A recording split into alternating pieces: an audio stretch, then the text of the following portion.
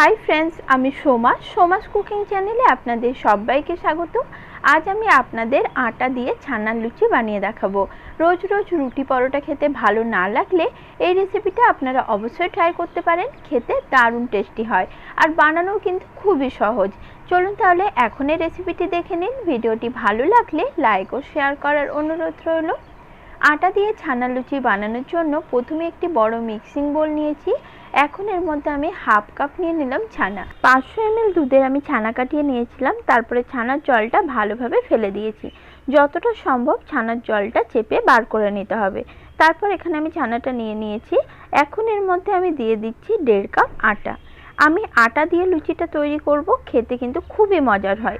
তবে চাইলে আপনারা আটার পরিবর্তে এখানে ময়দাও ব্যবহার করতে পারেন।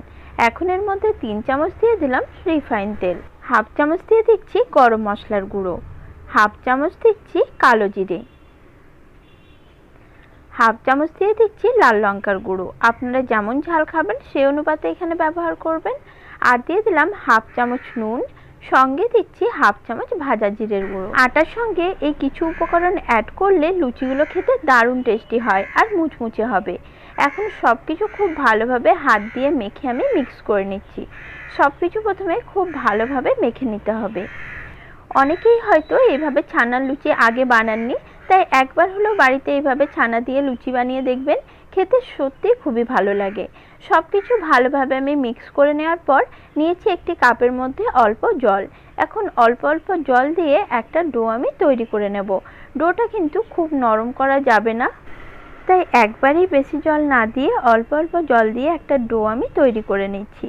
লুচি, রুটি বা পরোটা বানানোর সময় আমরা ঠিক যেরকম ডো তৈরি করি এখানেও সেরকমই একটা ডো তৈরি করে নিতে হবে।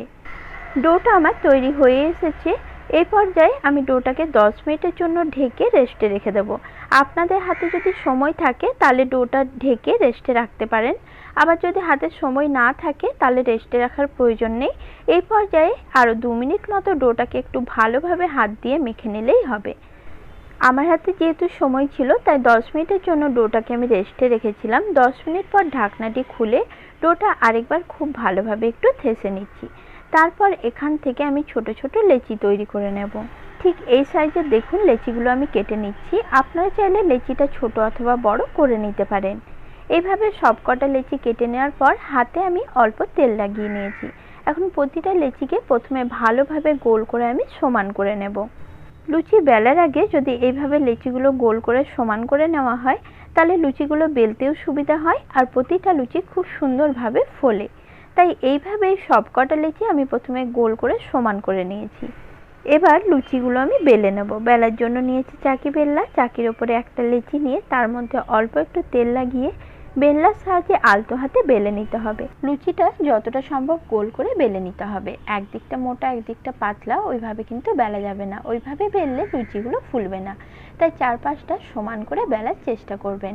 এইভাবে একটি লুচি আমি বেলে নিয়েছি। একই রকমভাবে বাকি লুচিগুলো বেলে আমি একবারে প্রথমে রেডি করে নিচ্ছি। কারণ লুচিগুলো যখন আমি ভাজবো তখন তেলের তাপমাত্রা যদি সমান থাকে তাহলে প্রত্যেকটা লুচি একদম ফুলকো বলের মতো হবে।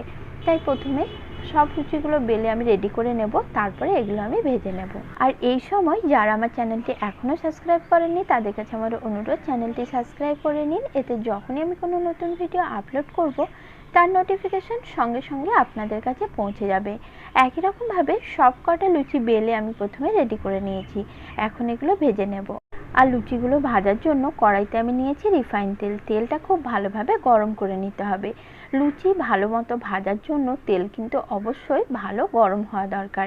গরম তেলে লুচি দেওয়ার পর লুচিটা যখন এইভাবে উপরে ভেসে উঠবে তখন একটা ছান্তার সাহায্যে ওপর থেকে আলতো করে এভাবে একটু চাপ দেবেন।